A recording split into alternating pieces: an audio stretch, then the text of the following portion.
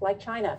But others warn that retaliatory tariffs on American goods will lower demand for products made in the U.S. and then hurt American workers.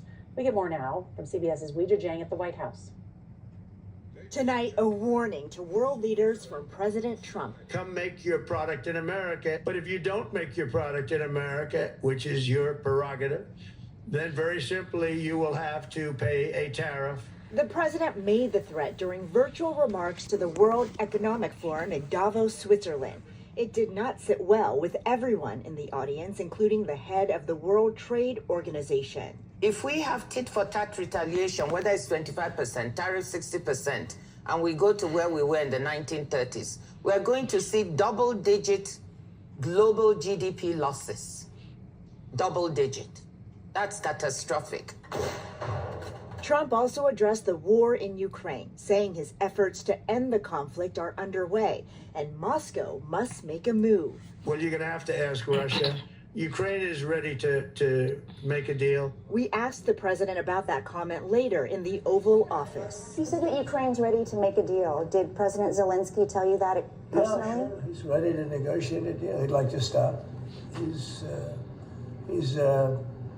somebody that lost a lot of soldiers, and so did Russia. Here at home, a blow to one of Trump's executive orders to end birthright citizenship. A federal judge in Washington state called it blatantly unconstitutional, temporarily blocking the order for 2 weeks as several states challenge it in court. Obviously, we'll appeal it. They put it before a certain judge in Seattle, I guess, right?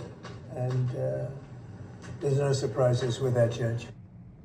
And Weijia Jiang now joins us from the White House. Weijia, I do want to ask you about that executive order that the president signed today declassifying the files on the assassinations of John F. Kennedy, Robert F. Kennedy, and Martin Luther King. What can you tell us about that? That's right, Nora. Tonight, President Trump says this executive order will provide Americans the truth after 6 decades of secrecy. The official conclusions that all 3 killings were carried out by lone gunmen have long been challenged by a slew of conspiracy theories. Top administration officials will now present a plan within 15 days to release the records for JFK and 45 days for the other 2 cases. Nora? All right, we'll be watching. Weijia Jiang, thank you. And a programming note, this Sunday, Vice President J.D. Vance sits down with Margaret Brennan for his first interview since taking office. That is this weekend on Face the Nation.